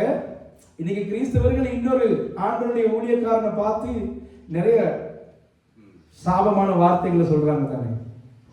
அது அவங்களுக்கே திரும்பி வரும். ஆண்டவர் சொல்றாரு, உங்களை சபிக்கிறவர்களை சபிப்பேனா? ஏசுவானவர் மலை பிரசங்கத்தை மலைக்கு கூட கேட்டதில்லை. அப்புறம் எங்க மலை பிரசங்கத்தை குறித்து தெரியும். உங்களை சபிக்கிறவர்களை, உங்கள் சத்துருக்களை நேசியுங்களா? இப்ப இந்த இடத்துல ஆபிரகாமுக்கு கொடுத்த இந்த இதுதான் ஆண்டவர் என்ன செய்யறாரு? இது ஆபிரகாமுக்கு மட்டும் கொடுக்கல, இன்னொரு ஆளுக்கும் கொடுத்திருக்கிறாரு. பாப்போமா அதையும்? வாசிங்க. ஆதியாகமம் 24 நினைக்கிறேன். 24 தான் ஈசாக்கினுடைய கதை வருது. 22 போன பாப்போம்.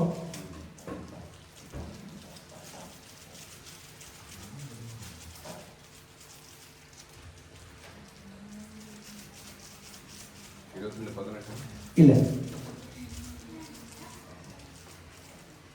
26 வாங்க. 26ல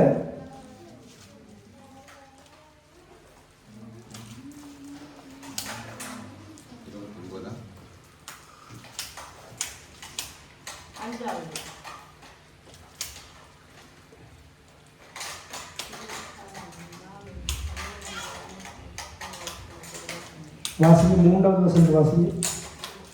இந்த தேசத்திலே வாசம் பண்ணு, நான் உன்னோட கூட இருந்து உன்னை ஆசீர்வதிப்பேன். நான் உனக்கும் உன் சந்ததிக்கும் இந்த தேசங்கள் யாவையும் தந்து உன் தகப்பனாகிய ஆபிரகாமுக்கு நான் இட்ட ஆணையை நிறைவேற்றுவேன். இது யாருக்கு சொல்றாரு? ஈசாக்குன்னு சொல்றாரு. அப்ப ஆபிரகாமுக்கு சொன்னது மட்டும் இல்ல, ஈசாக்குக்கு சொல்றாரு. இப்ப இன்னொருத்தருக்கு சொல்றாரு. திருப்பி 28ல வாசிங்க. வந்து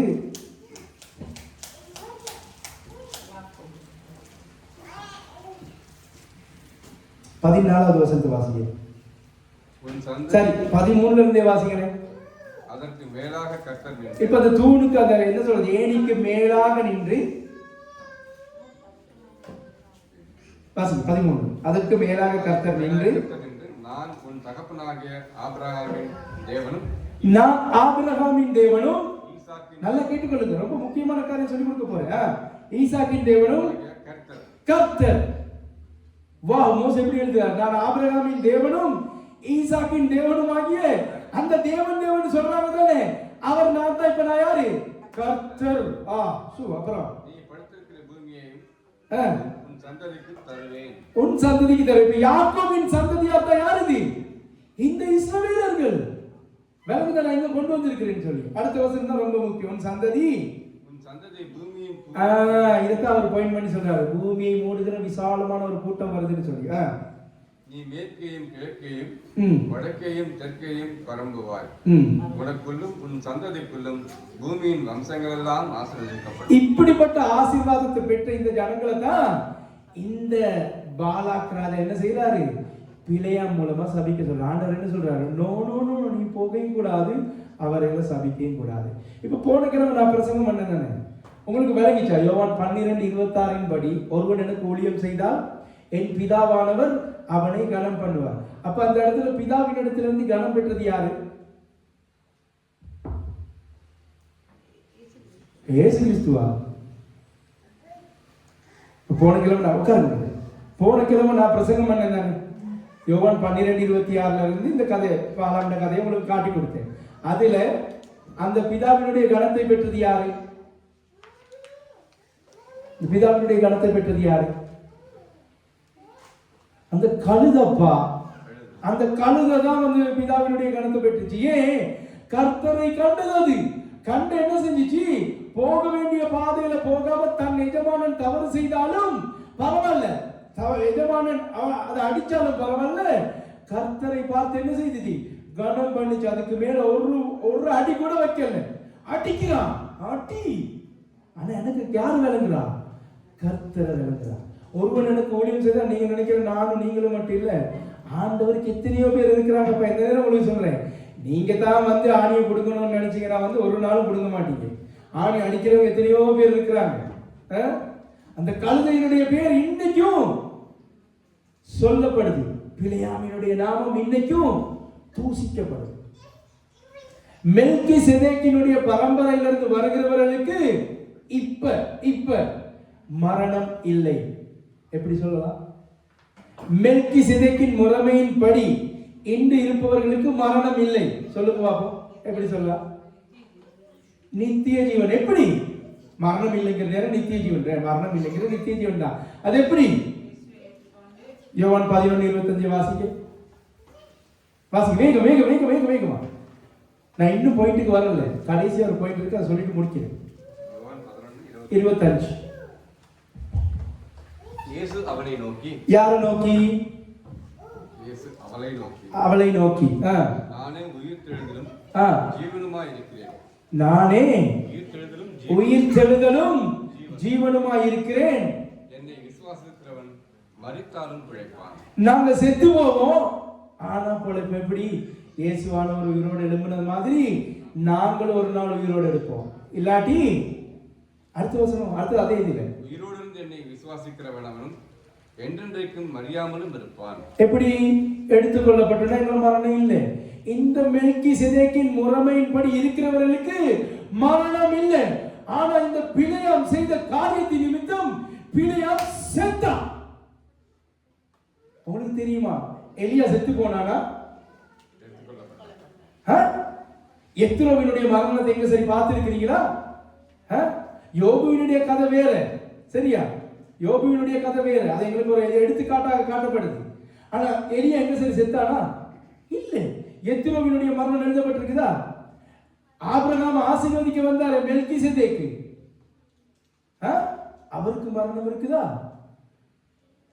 என்ன சொல்ல வரேன்னு சொல்லி, அப்படிப்பட்ட இயேசுவானவருடைய கனத்தை நாங்க பெற்றுக்கொள்றோம். யார் மூலமா? பிதா மூலமா. அல்லேலூயா. இப்படிப்பட்ட தேவனை ஆராதிக்கிறது தெரியுமா? இதை நீங்க இன்னைக்கு நீங்க எவ்வளவுக்கு ஆழமா புரிஞ்சு கொள்றீங்கிறது எனக்கு விளங்குது இல்லை. ஆண்டவருடைய நாம மகிமைப்படுவதாக. இந்த பாலாம் சேர்த்த நான் தொடர்ந்து இந்த பாலகனுடைய பிழையாமனுடைய கதைகளை நான் இந்த 2 கிழமைக்கு கொண்டு போறேன். உங்களுக்கு காண்பிக்கிற அரும புதுமையான காரியங்கள், நீங்க பார்க்காத காரியங்கள் எல்லாம் காண்பிக்க போறேன், தெரியுமா? அதனால கொஞ்சம் உற்சாகமா ஒவ்வொரு வசனமா ரொம்ப கவனமா, தெரியாத ஒரு வார்த்தை இருந்தா, கேள்விப்படாத ஒரு வார்த்தை இருந்தா எழுதுங்க. அட இது யாரு கேளுங்க. என்னுடைய பிரசங்கத்துக்கு நான் போன கிழமை சொன்னேன், உங்களுக்கு உட்காருங்க. என்ன சொன்னேன்? ஒரு தீர்க்கதரிசி எப்ப தீர்க்கதரிசிங்கிற ஸ்தானத்துக்கு வாரானோ அன்னையில இருந்து ஆண்டவரை தரிசிப்பான். இப்ப எலிசா தீர்க்கதரிசியாவா இருந்தா? இல்ல. எலிசா யாரா இருந்தா? சாதாரண ஒரு வேலைக்காரனாக ஏர் மாடுகளை உழுகிறவனா இருந்தான். ஆனா எலிசா எப்படி தீர்க்கதரிசியா மாறினா? எப்ப எலியா கிட்ட வந்தானோ எலியாவின் மூலமா அந்த இரட்டிப்பான ஆசீர்வாதத்தை பெற்றானோ அன்னிலிருந்து அவன் யார்? கர்த்தரை தரிசிக்கிறவன். எப்ப நீங்க பாவத்திலிருந்து இந்த இயேசுவை ஏற்றுக்கொள்றீங்களோ, எப்ப இயேசுவின் நாமத்தினாலே ஞானஸ்தானம் பெறுறீங்களோ, அப்பிலிருந்து நீங்கள் தான் நடமாடும் தேவாலயம். உங்கள் மூலமா தான் பரிசுத்த ஆவியானவர் வெளிப்படுவார். நீங்க தான் இயேசு கிறிஸ்துவினுடைய ஊழியக்காரர். நீங்க தான் பிதாவினுடைய கனத்தை பெற்றவர்கள். பழனிக்கால் என்ன சொல்றேன்னு சொல்லி நீங்க ஊழியம் செய்யறதுக்கு பயப்படுறாங்க, குறை சொல்லுவாங்கன்னு சொல்லி. எங்களெல்லாம் எவ்வளவு குறை சொல்லியிருப்பாங்க தெரியுமா? 1.5 வருஷம் பனிஷ்மெண்ட்ல இருந்தேன்டா தானே. 1.5 வருஷம் பனிஷ்மெண்ட்ல இருந்தேன். எதுக்கு? இந்த அவங்க கொயர்ல இப்படி இருந்தாங்களா? அப்படி இருந்தா தப்பா கொயர்ல என்ன செய்ய? நான் சரி பிரசங்கம் பண்ணிட்டேன். நாங்க பிரசங்கத்தில் எங்களுக்கு ஆண்டவர் சொல்றது யாரா இருந்தாலும் சொல்லிடுவோம். பேச வேண்டியது பேசிடுவோம், பயப்பட மாட்டோம். கர்த்தர் தான் எங்களுடைய வழிகாட்டல். நானே வழியும் சத்தியமும் ஜீவனுமாய் இருக்கிறேன். என்னை விசுவாசிக்கிறவன் தான் பிதாவின் இடத்துல போவான். விளங்கிச்சா? வேற யாரும் போக மாட்டாங்க. நாங்க பயப்பட மாட்டோம். அது யாரா இருந்தாலும். தவறு என்றால் தவறை கண்டிப்பாக சொல்றோம். ஒரே ஒரு காரியம் உங்களுக்கு சொல்லித்தாரு. இந்த ஆண்டவரை நீங்க இந்த ஆண்டவருக்கு நீங்க ஊழியம் செய்றீங்கன்னு வைங்களேன், சரியா? ஒரே ஒரு காரியத்தை மட்டும் நாங்க பார்த்துட்டு முடிப்போம். இந்த ஆண்டவருக்கு நீங்க ஊழியம் செய்யற நேரம் உங்களுக்கு பிதாவினுடைய கனம் கிடைக்குது. அதே நேரத்தில் உங்களுக்கு ஒரு பிரச்சனைன்னு சொல்லி வருமாயினா ஆண்டவர் ஒருபோதும் கைவிட மாட்டார். பிசாசானவன் எத்தனை சதி திட்டங்களை தீட்டினாலும் அதற்கு முன்பதாக ஆண்டவருடைய கரம் உங்களுக்கு கூட இருக்கும். நம்மளுக்கு காட்ட போறாங்க, சரியா? விளங்கிச்சா? சொல்லி என்ன சொல்ல வாருன்னு சொல்லி நீங்க இந்த ஊழியம் செய்கிற நாங்க என்ன நினைக்கிறோம்? 24 மணித்தியால இன்னைக்கு இருக்கணும். நாங்க எத்தனை அவர் ஊழியம் செய்யறோம்? சனிக்கிழமை பிராக்டிஸ் பண்றோம், 1 ஹவர் ஜெபம் பண்றோம், சரியா? திங்கள்ல இருந்து வெள்ளி மட்டும் 2 பேர் ஜெபம் பண்றாங்க. நிறைய பேர் இருந்தாங்க, இப்பொழுது அவர்களை காணவில்லை, எடுத்துக்கொள்ளப்பட்டார்கள். ஒரு சிஸ்டர் தான் நான் அடிக்கடி ஏசாயாவோடு டைரக்டா டீல் பண்றவங்க. அவங்க ஸ்ரீலங்கா போயிருக்காங்க, வருவாங்க கூடிய சீக்கிரம். நல்லா கேட்டுக்கணும், வருவாங்க கூடிய சீக்கிரம். நான் அடிக்கடி சொல்ற வார்த்தை தான், வருவாங்க கூடிய சீக்கிரம், சரியா? அதே போல சனிக்கிழமை ஜெபம் பண்றோம். இப்போ புதுசாக ஒன்று தொடங்கி இருக்கிறாங்க, லேடிஸ் மீட்டிங்னு சொல்லி. அது நடக்குது. ஞாயிற்றுக்கிழமை ஆராதனை. இவ்வளவுதான், வேற ஒண்ணுமே நாங்க செய்யணும். சரி, இந்த கொஞ்சத்துக்கே இவ்வளவு கஷ்டப்படுறாங்க. சரி, எப்ப நீங்க ஊழியம் செய்றீங்களோ உங்களுக்கு விரோதமாக சத்துருவானவன், இப்ப நீங்க சொன்னீங்களே உங்களுக்கு பிரச்சனைகள் நேரத்துல ஆண்டவருடைய கரம் இருந்துச்சுன்னு சொல்லி, அப்படி ஆண்டவர் உங்களுக்காக உதவி செய்யறதுக்கு எந்த நேரத்துல இருப்பாரு? நல்லா கேட்டுக்கொள்ளுங்க. அநேக நேரத்துல நாங்க அந்த சூழ்நிலைக்கு உள்ளுக்கு போயிடுவோம். ஆனா எங்களுக்கு தோணும் ஆண்டவர் சூழ்நிலைக்கு உள்ளுக்கு வர்றதுக்கு முதல்லயே எடுத்திருக்கிறான்னு சொல்லி. அப்படியா இருந்தா அந்த 3 பேர், அனனியா, அஷரியா, மீசாவேல், நீங்க சொல்ற ஷாத்ராக், மேஷாக், ஆபேத்நேகோ, அதெல்லாம் பாபிலோனிய பேர்கள், சரியா? அதனால அந்த பேர்கள் உச்சரிக்க கூடாது. சொன்னதுக்கு பரவாயில்ல, தெரிஞ்சுக்கொள்ளும். அனனியா, அஷரியா, மீசாவேல் இருந்த 3 பேரையும் எங்க போட்டாங்க? அக்கினிக்கு போடுறதுக்கு முதல்ல ஆண்டவர் காப்பாற்ற எழுமையாளா? ஏன் அக்கினிக்குள்ள போடணும்? அப்பையும் என்ன ஆண்டவர் அற்புதம் செய்யறோம். இவங்க போடுறதுக்கு முதல்ல 4வது அவர் உள்ளுக்கு நிக்கிறாரு. உள்ளுக்கு போய் இவனுக்கு அக்கினிலையா இருந்தானுங்க? இல்ல, ஏசியில இருந்தானுங்க. அக்கினில இருந்திருந்தா கருகி இருப்பானுங்க.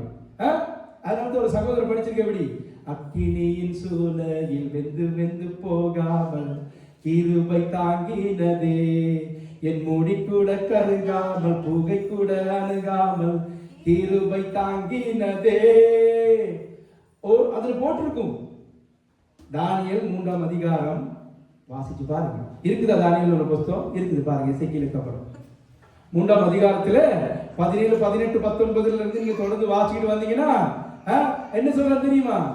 ஆண்டவர் காப்பாத்தாட்டியும் பரவாயில்லடி, உனக்கு நாங்க செகண்ட் ஆக மாட்டோம். இதை வாசிக்க என்ன சொல்றது, கும்பிட மாட்டோம். சரி, நல்லா கேட்டுக்கொள்ளுங்க. சந்தர்ப்பத்தில் ஆண்டவர் இருப்பார், அந்த சூழ்நிலையில இருப்பார். சோதம் குமோராக்கு சண்டை, ஒரு பிரச்சனை நடக்குது, சரியா? எபிரேயர்கள் ஒருத்தர் 5 ராஜாக்களுக்கு விரோதமா 7 ராஜாக்கள் யுத்தம் பண்ணிட்டு சோதம் குமோராவை எடுத்துட்டு போறாங்க. லோத் அங்க இருக்கிறான், சரியா? ஆபிரகாமினுடைய சகோதரனின் மகன். லோத்தை கூட்டிட்டு போயிட்டாங்கன்னு சொல்லி, இந்த கதையில அவங்களுக்கு தெரியும், நான் கதையா சொல்லிட்டு முடிக்கிறேன். லோத்தை கூட்டிட்டு போனான்னு சொல்லி ஆபிரகாம் கிட்ட ஒருத்தன் ஓடி சொல்றான், உம்முடைய குமாரனை எடுத்துட்டு போயிட்டாங்கன்னு சொல்லி. ஆபிரகாம் என்ன செஞ்சான்? 318 பேரோட போயிட்டு சண்டை முடிச்சுட்டு எல்லாத்தையும் எடுத்துட்டு வராங்க. இந்த இடத்துல பிசாசானவன் வார எண்ணத்துக்கு ஆபிரகாமை மகிமைப்படுத்த. ஆனா ஆண்டவர் விட்டு கொடுக்கல. ஆண்டவர் விட்டு கொடுக்கல. கேள்விப்பட்டிருக்கீங்க சாவே பள்ளத்தாக்குன்னு சொல்லி. வாசிச்சிருக்கிறீங்களா? ஆதியாகமம் 14ஆம் அதிகாரம் வாசிச்சிருக்கிறீங்களா? ஆதியாகமம் 14ஆம் அதிகாரம் சொல்ற நேரத்து ஆதியாகமம் 14 ஒரு கதை இருக்குது போலனா பாப்பா என்னென்னு செய்ய. சரி, திருப்பி கொள்ளுங்க 14க்கு. பாப்பா அந்த கதை எப்படிப்பட்ட கதைன்னு சொல்லி 17ஆவது வசனத்தை வாசிங்க. 16ல இருந்தே வாசிங்க. அப்ப கொஞ்சம் எங்களுக்கு அந்த கதை விளங்கும். 16ல இருந்து ஆதியாகமம் 16ல இருந்தே வாசிங்க. நல்லா கேட்டுக்கொள்ளுங்க. எங்களுடைய ஆண்டவர் இப்படிப்பட்ட ஆண்டவர் ஆராதிக்கிறோங்கிறத நாங்க புரிஞ்சுக்கொள்ள எளிமைப்போம். சகல பொருள்களையும் திருப்பி கொண்டு எங்க இருந்து? சோதோம் கொமோராவை அவங்க கடத்திக்கிட்டு போனாங்க தானே. அந்த ராஜா கிட்ட இருந்து சகல பொருள்களையும் திருப்பி கொண்டு வந்தான். யாரு? ஆபிராம். ஓகே, அடுத்தது தன் சகோதரனாகிய லோத்தையும் அவனுடைய பொருள்களையும் ஸ்திரீகளையும் ஜனங்களையும் திருப்பி கொண்டு வந்தான். அவன் கெதர்லோகமேரையும் அவனோடு இந்த ராஜாக்களையும் முறியடித்து திரும்பி வருகிற போது யாரு? ஆபிராம் திரும்பி வருகிற போது இப்ப பாருங்க இது யாரு? சோதோமின் ராஜா புறப்பட்டு. சோதோமின் ராஜா. சோதோம்ங்கிறது என்னது? அசுத்தம். ஆண்டவருக்கு அருவருப்பு. புறப்பட்டு ராஜாவின் பள்ளத்தாக்கு என்னும் சாவே பள்ளத்தாக்கு மட்டும் அவனுக்கு எதிர்கொண்டு போறான். இப்ப என்னத்துக்கு போறான்? ஆபிரகாமுக்கு ஒரு காரியத்தை கொடுக்கிறதுக்காக போறான். ஆபிரகாமுக்கு தெரியுமா இந்த தேவன் எப்படிப்பட்டவர்னு சொல்லி? தெரியும். ஆனா ஆபிரகாம் ஒரு சில இடங்கள்ல வழி தவறினார். எங்க? 12ஆம் அதிகாரத்துல போயிட்டார் எகிப்துக்கு. திரும்பி வாரார் 13ஆம் அதிகாரத்துல. 14வது அதிகாரத்துல இந்த சம்பவம் நடக்குது. ஓகே, அடுத்த வசனம். அன்றியும் இப்படி வாசிக்கிறது கஷ்டம். அதான் சொன்னதானே. எப்படி வாசிக்கணும்? அன்றியும் அவன் எதிர்கொண்டு போனான். அன்றியும் அல்லேலூயா. உன்னதமான தேவனுடைய உன்னதமானவர்ங்கிறதுக்கு உங்களுக்கு சொல்லிக் கொடுத்திருக்கேன். வேதத்தில் எப்படி? எலியோன், உன்னதமான தேவனுடைய ஆசாரியனாயிருக்கிற சாலேமின் ராஜாவாகிய மெல்கிசேதேக்கு அப்பமும் திராட்சரசமும் கொண்டு வந்து அவனை ஆசீர்வதித்து வானத்தையும் பூமியும் உடையவராகிய உன்னதமான தேவனுடைய ஆசீர்வாதம் ஆபிரகாமுக்கு உண்டாவதாக. எப்படி ஆண்டவர் என்ன ஆண்டவர் வேலை விளங்கிச்சா? இவ்வளவு வந்திக்க பார்க்கிறான். யாரு? சோதோமின் ராஜா வந்து புறப்பட்டு. சோதம்ங்கிறது வந்து அசுத்தத்தில் இருக்க பிசாசு வந்திக்க பார்க்கிறான். முந்திக்கிட்டு வாரான். ஆபிரகாம் உனக்கு எல்லாம் தாரேன், நீ எல்லாத்தையும் எடுத்துக்கணும்னு சொல்ல வர்றதுக்கு முதல்ல ஆண்டவருடைய ஊழியக்காரன் யாரு? மெல்கிசேதேக்கு அனுப்பி அப்பமும் திராட்சை ரசத்தையும் கொடுத்து உன்னதமான தேவனுடைய ஆசீர்வாதம் ஆபிரகாமுக்கு உண்டாக கடவுள்னு சொல்லி ஆசீர்வதிச்சிட்டார். அதுக்கப்புறம் என்ன செய்யறான்? நிராகரிக்கிறான். நீ ஒரு சரட்டை எனக்கு கொடுக்க எடுத்துட்டு ஓடி போயிடு. இதுதான் எங்களுடைய ஆண்டவர் கனம் பண்ணுவார். நல்லா கேட்டுக்கொள்ளுங்க. நான் பிள்ளையாமனுடைய மரணத்தை காண்பிக்கிறேன் உங்களுக்கு அடுத்த நாட்கள். எங்களுடைய ஆண்டவர் இப்படிப்பட்டவர். மெல்கிசேதேக்கின் முறைமையின்படி இருந்தாலும் வேலையில ஆண்டவரோட இருக்காட்டி செத்து தான் போகுவார். விளங்கிச்சா? செத்து தான் போகுவார். விளங்கிச்சா என்ன சொல்ல வாருன்னு சொல்லி. ஆனா இயேசுவானவர் என்ன சொன்னாரு? ஒருவன் எனக்கு ஊழியம் செய்தால் என் பிதா அவரை கனம் பண்ணுவார். அவருடைய மகிமையின் சிங்காசனத்துக்கு முன்பாக நாங்கள் நிற்போம். ஆமென், ஹல்லேலூயா. அதனால நாங்கள் பயப்பட தேவையில்லை. கண்களை மூடி அப்படியே ஆண்டவருக்கு நன்றி செலுத்துவோம். இன்னைக்கு நிறைய நேரம் ஆண்டவர் நிறைய காரியங்களை கற்றுக் கொடுத்திருக்கிறார் எங்களுக்கு. இந்த ஆண்டவர் எப்படிப்பட்டவர்னு சொல்லி உங்களுக்கு இப்ப தெரியும். இந்த தேவன் எப்படிப்பட்ட தேவன் சொல்லி தெரியும் உங்களுக்கு தானே. இந்த தேவன் என்றென்றைக்கும் உள்ள சதா காலங்களிலும் நம்முடைய தேவன். மரண பரியந்தம் எங்களை நடத்த போதுமானவர்.